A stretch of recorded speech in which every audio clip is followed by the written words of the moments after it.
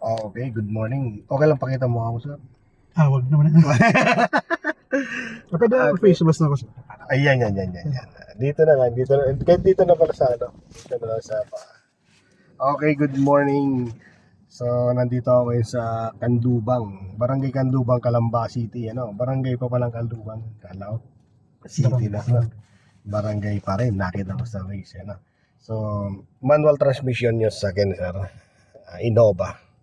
So, ang naging concern dito ni sir, so, ikaw na nga magsabi, medyo hirap Hirap sa sa waiting point. waiting point. Yes, sabi niya sa akin na pag yung pataas, ito kasing parking space ni sir, kaya makikita niya, medyo pataas. So, nahirapan siya dito, itaas to, saka ibaba. Ano? So, syempre dahil sa manual transmission to, kailangan dito ng waiting point o timing plus waiting point saka power. Ano? Yung ano niya. So, ipupulido lang namin ni sir. Okay? So, ready ka na, sir? Oh, sige. So, since nakababa na yung handbrake mo, so lagyan mo na sa reverse. Okay, then check mo dito sa side mirror, both side. Pag wala, pakawalan mo na yung brake mo. Okay, di ba? Pantay naman siya. So, nag-react na yung sakyan mo. So, diyan ka lang sa brake, alalayan mo lang yan. Ganyan lang, smooth lang yan. Yan. Although nag-practice na kami kanina sa konti-konti. So, ngayon pinupulido lang namin. So, ganyan, di ba? Tinanggal mo na yung brake mo, tinanggal mo na tapos pag clutch pero nag-stack up siya kasi mayroon siyang humps doon. Ano? So parang patakbo niyan. So syempre i-release mo yung brake mo, then angat ka ng konting clutch lang para mag-react lang yung sakyan. Yung biting point din yan, no? Okay, release mo yung ano mo. So para check mo sa likod Okay? Then angat mo yung clutch mo konti. Yan. Pag tumakbo na yan, so doon mo lang steady yung paa mo. Sige pa. Konti pa. Yan, ano. So alalay ka ng brake. Yan, alalay ng brake. Yan, stop, ano? So, tapos tingin ka sa kaliwat kanan kung may sasakyan, no? So, wala. Sige, atras. Very good. Okay, stop.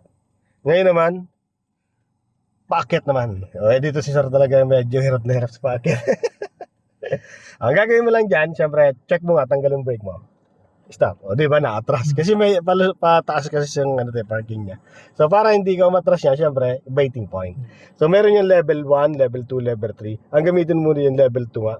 So, mayroon akong binibigay kasi mga level dito para alam kung saan tataas. Okay? Pag tinaas mo sa level 2 at di siya nag-react, so okay na yan. Ano? So, ngayon, pag gusto patakbuhin, supply ka ng counting gas, 2,000 RPM. Very good. Yes. O, then lubog ang clutch. Then saka abak ng brake. Ano? O, ganun lang ano. O, sige, paalalay ka na papunta doon. So, waiting point yung gamitin mo. O, yan o. Tanggal ang brake. Tanggal mo ng brake mo. Then, angat ka pa ng konting clutch. Yes. Yan. Then, lubog ang clutch. Abak ang brake. No? Yun. So, ipupuliduhin natin yan. Kailangan hindi yung sosobra kasi may gutter dito sa ano. So, rarampa. So, puliduhin natin. Yun lang. Medyo maanghang yung ano ngayon. Kasi delay. Yung, nung nag-react, delay yung pag-apak mo sa brake. Paglubog mo ng clutch. Ayan. So, dapat mabilis yun. Split seconds kasi yun talaga. Okay? So, lagay natin ulit sa reverse. Yan. Reverse. Ayan. Okay. Then, tanggal ang brake na. Then, hayaan mo lang na umatras. Pag ayaw nang umatras, angat ka na konting clutch. Pero naka-ready lang yung paa mo sa brake, naka-position, ano? Kasi talagang lulusong yan kasi pababa yan eh. So, apply ka ng konting brake. O, tanggal yung brake mo. Yan. Diyan mo siya kinokontrol. Sige, tanggal yung brake. Pag ayaw nang tumakbo, saka mag-angat ng clutch. Up ng brake. Kasi bumilis, no? Okay? Sige ba? Very good. Very good. Tanggal ang brake.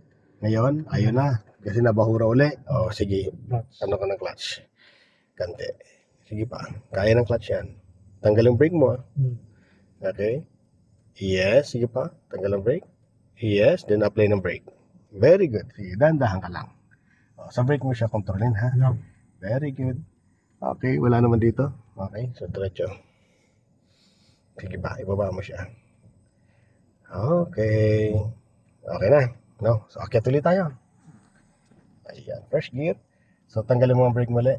Ay, nag-react, no? So, waiting point tayo. Waiting point. Ipagatin mo. Ang purpose ng waiting point din ay to hold your car dito sa uphill, ano? So, na-hold niya na, no? So, apply ka ng konting gas, 2,000 RPM. Steady lang. Then, release ka ng konting clutch. Then, very good.